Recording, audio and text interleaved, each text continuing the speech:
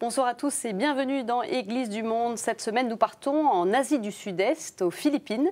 Morcelées en 7000 îles, les Philippines comptent environ 90 millions d'habitants, dont près de 80% sont catholiques.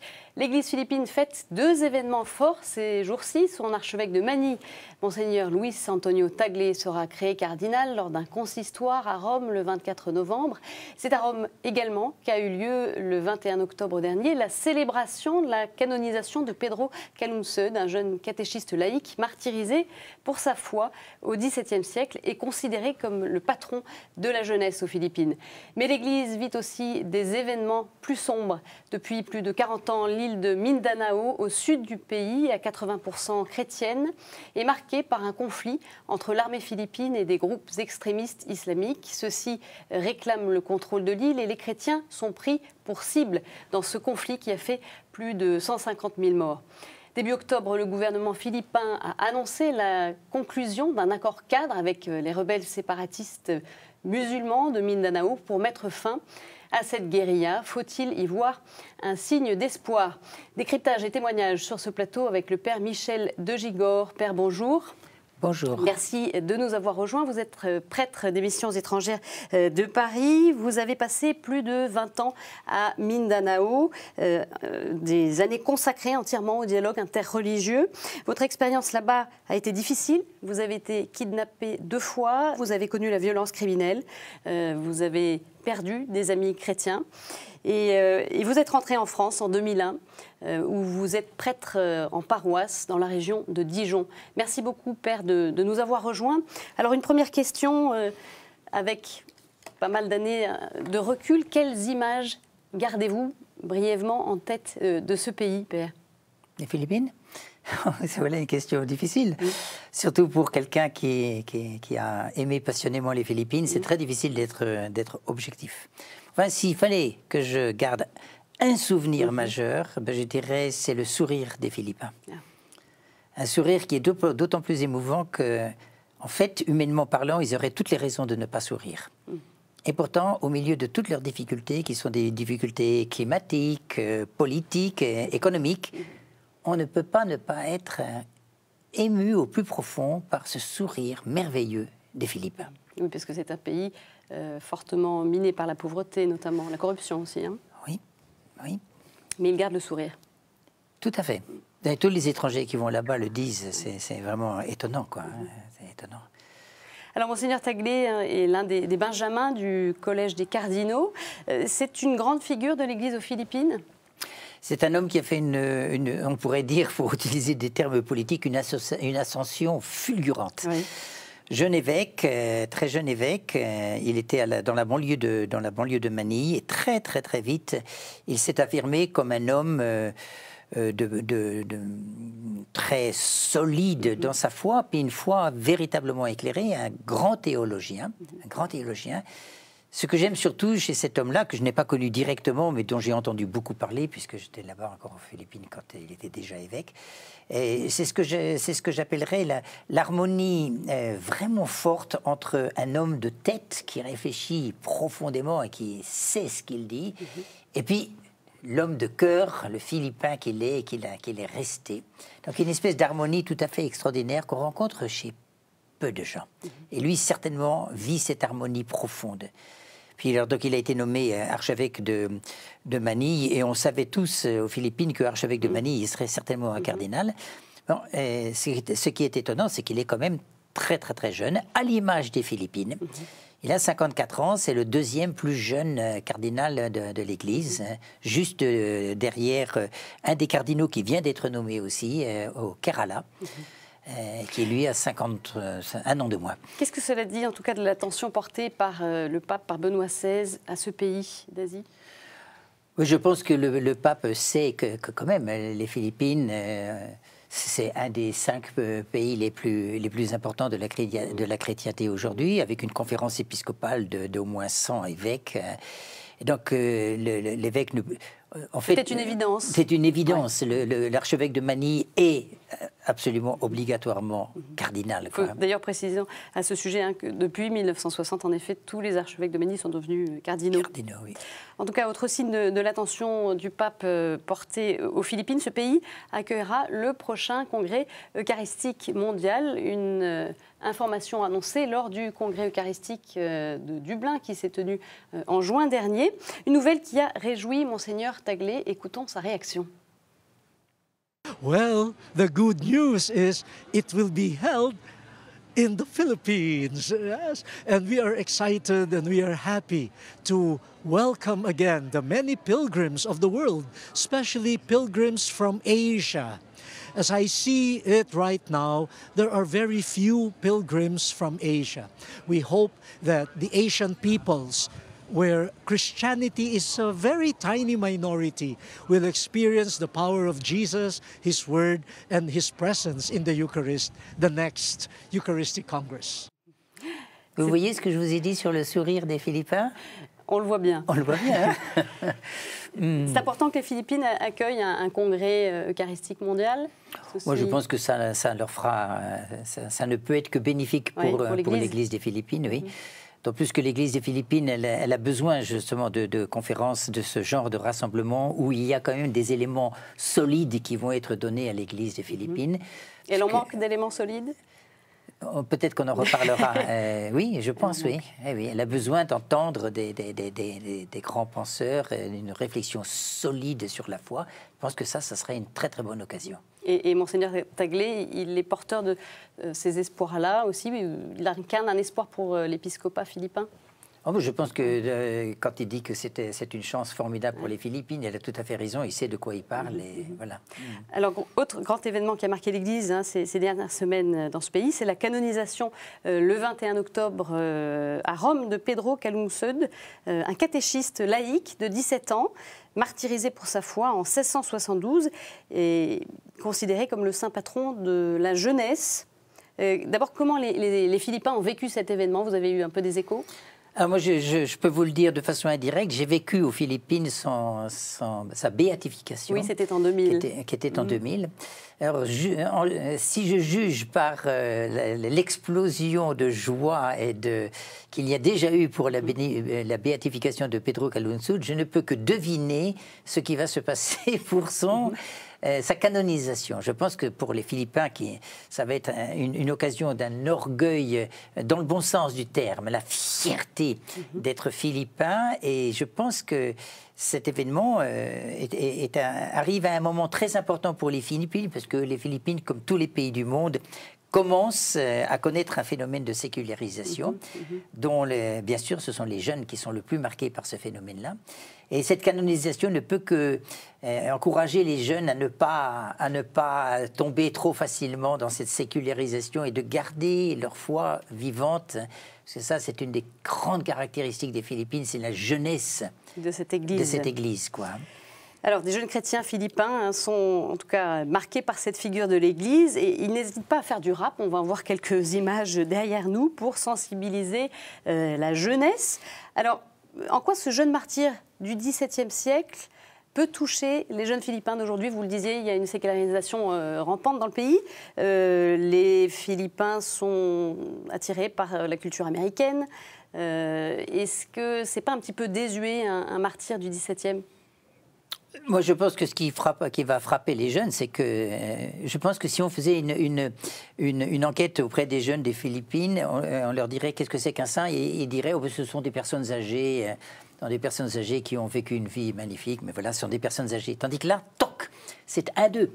Alors, ça ne fait rien qu'il ait vécu au XVIIe siècle, mais c'est un d'eux. Il a commencé à 14 ans.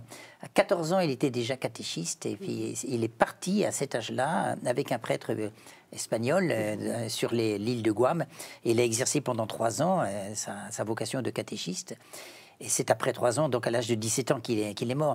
Ce seul fait que ce soit un jeune ne peut que marquer les esprits, quoi.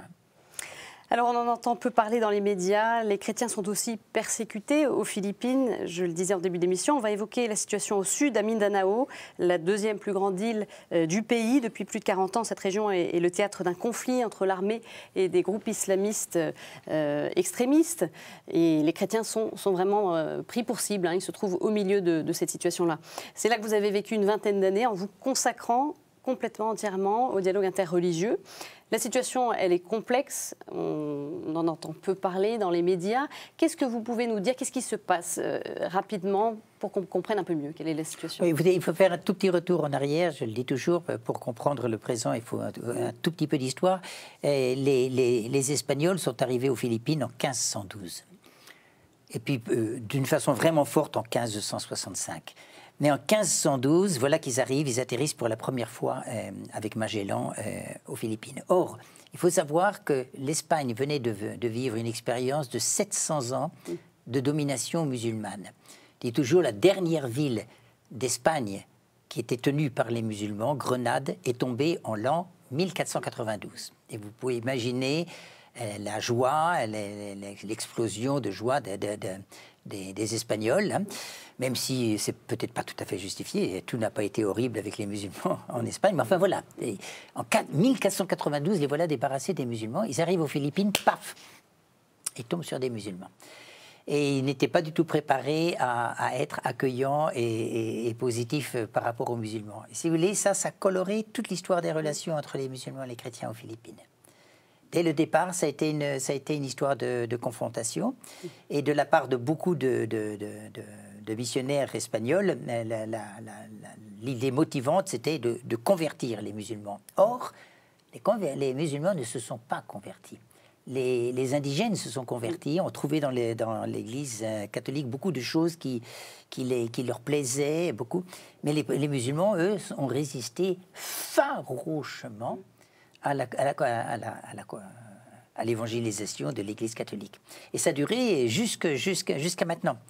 Et ça, les Espagnols ont vécu ça d'une façon extrêmement négative, quoi, hein, un peu comme une insulte, quoi. Et donc, toute cette histoire, ça a été une histoire... Ce passé éclaire ce qui se vit aujourd'hui. Il y a une espèce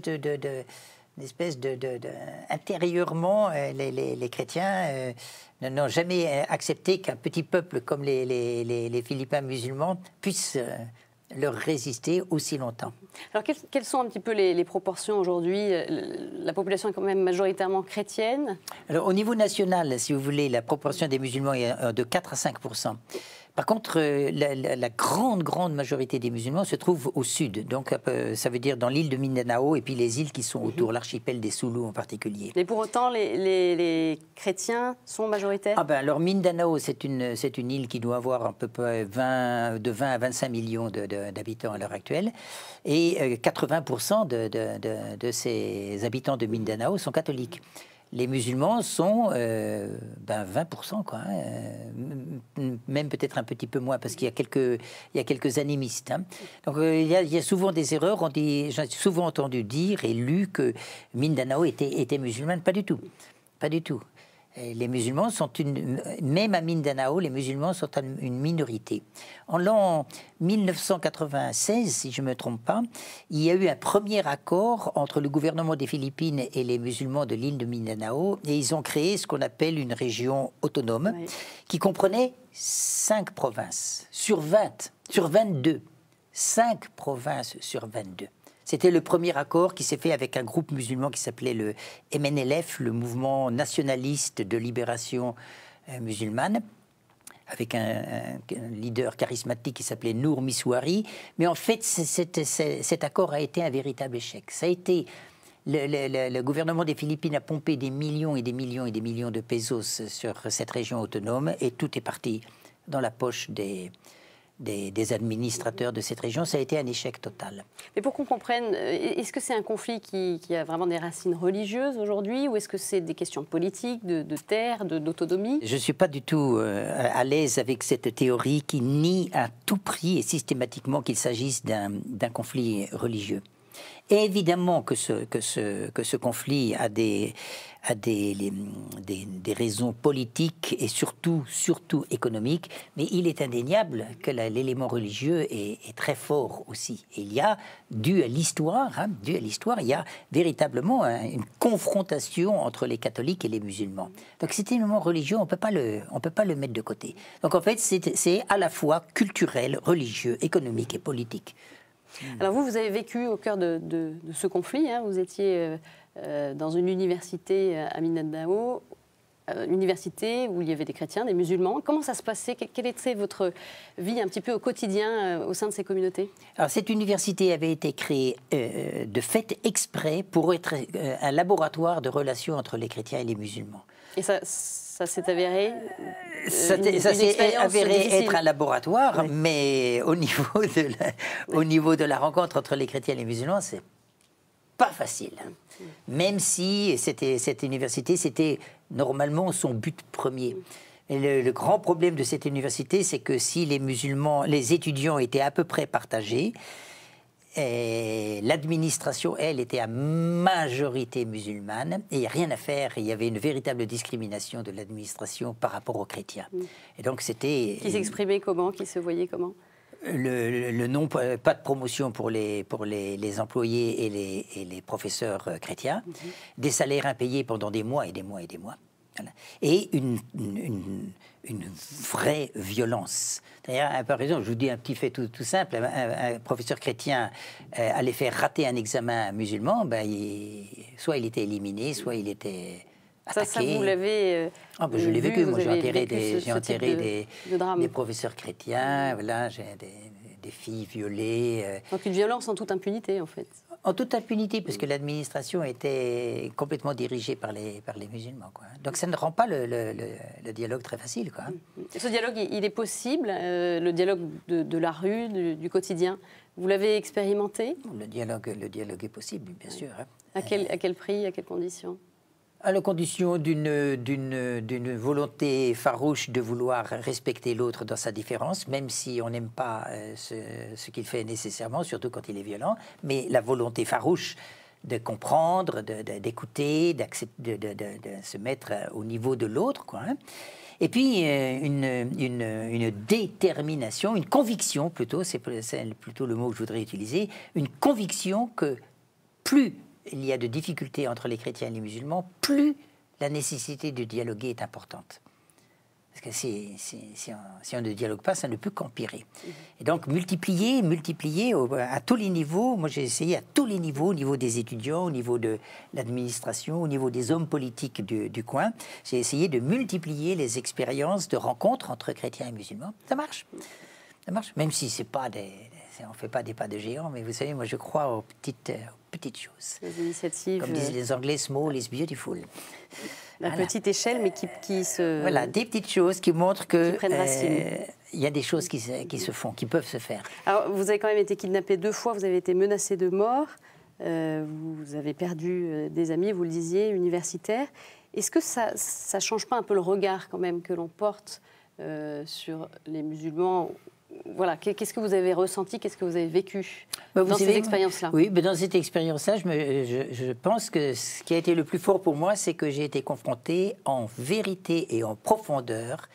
Qu'est-ce que ça veut dire être un chrétien? Un chrétien, comme l'Évangile le dit, il n'est pas au-dessus de son maître. Le maître a été persécuté, le maître a été torturé, le maître a été crucifié. Les chrétiens doivent être prêts à suivre le maître jusqu'à ce niveau-là. Et pour moi, si vous voulez, je considère littéralement comme une chance d'avoir connu cette expérience de peur, de violence sur les autres et sur moi. Je me suis dit, qu'est-ce que tu fais? Qu'est-ce que tu fais? Tu fous le camp? Parce que ça ne marche pas, tu fous le camp?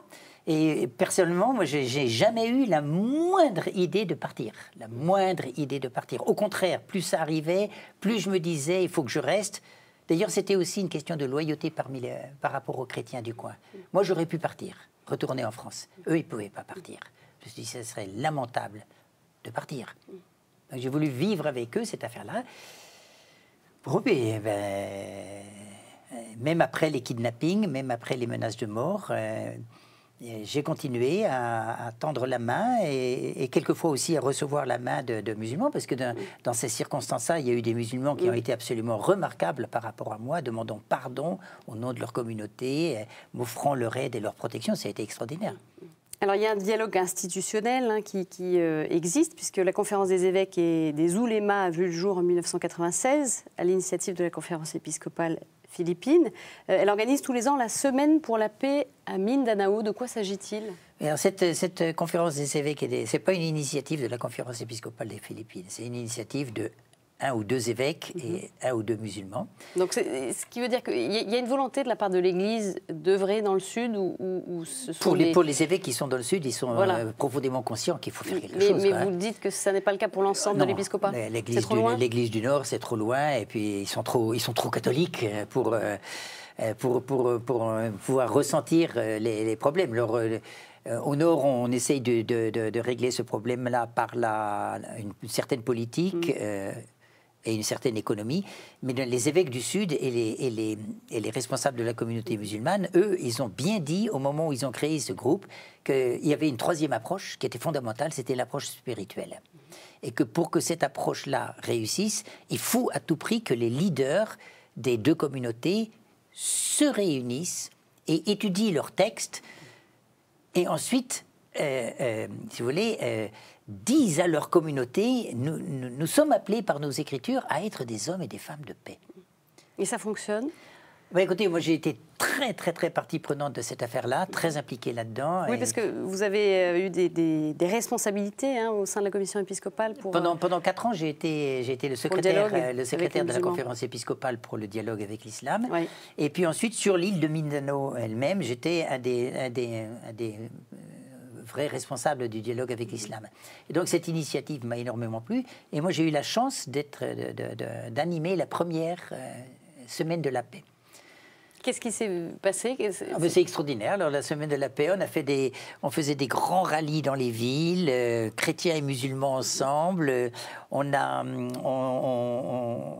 faisait des concours de slogans sur la paix, des concours de chansons sur la paix. On allait dans les écoles, on allait dans les églises, on allait dans les mosquées. Et puis voilà, on disait, nous, on en a marre de la guerre, on en a marre de la violence, chrétiens et musulmans. Et on en a marre de tout ça. Et si vous voulez, ça créait parmi les jeunes, en particulier parmi les jeunes, ça donnait une autre image de l'Église, une image de l'Église et de la mosquée qui est capable d'utiliser un langage nouveau. Et cette semaine, elle se poursuit tous les ans. Elle se poursuit tous les ans, oui. Tous les ans, oui. Alors, début octobre, le gouvernement philippin a annoncé la conclusion d'un accord cadre avec les rebelles séparatistes musulmans de Mindanao pour mettre fin à cette guérilla. Est-ce que c'est un signe d'espoir selon vous, Père ? Comment est-ce que vous voyez, vous, les choses avec le recul ? Alors, au risque de vous décevoir, je vois les choses avec beaucoup de prudence, même presque un certain scepticisme, parce que ce n'est pas la première fois qu'il y a donc des négociations qui sont faites et quasiment signées. En 2008, Cory Aquino avait failli, Macapagal Arroyo avait failli conclure un accord similaire, puis la dernière semaine, ça craquait. Et donc là, on en a donc un nouveau. Je pense de toute façon que c'est un événement positif, une bonne nouvelle pour les Philippines, mais il ne faut pas se faire d'illusions, parce que si on lit les termes de l'accord, l'accord prévoit qu'il y aura un cessez-le-feu en 2016.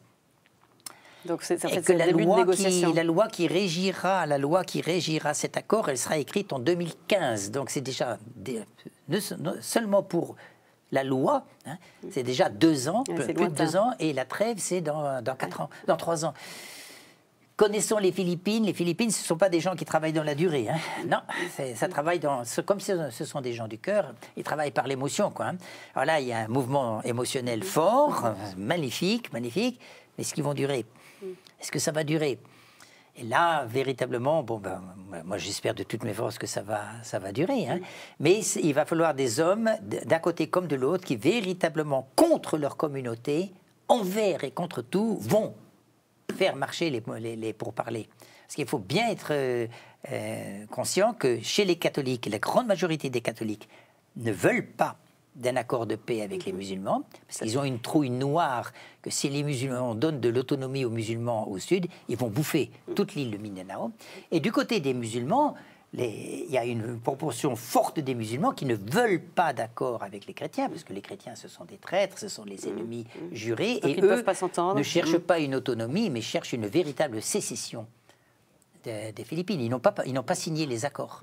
Il y a des groupes qui n'ont pas signé les accords. Ce n'est pas tous les musulmans qui sont d'accord. Donc il y a aussi des approches différentes chez les musulmans. En tout cas, est-ce que vous pensez que le président actuel, Benigno Aquino, pourrait porter un petit peu cet accord je dis il y aurait tous les hommes, plus de volonté politique que ses prédécesseurs. De tous les hommes politiques récents, à part le général Ramos qui était comme un type fort, mais de tous des 3 derniers, c'est celui qui est le plus crédible et qui, je crois, a la plus grande sympathie des Philippins, de l'ensemble de la population des Philippins. C'est pas un homme charismatique, c'est un homme sérieux, et il a pris à bras le corps 2 des problèmes fondamentaux des Philippines.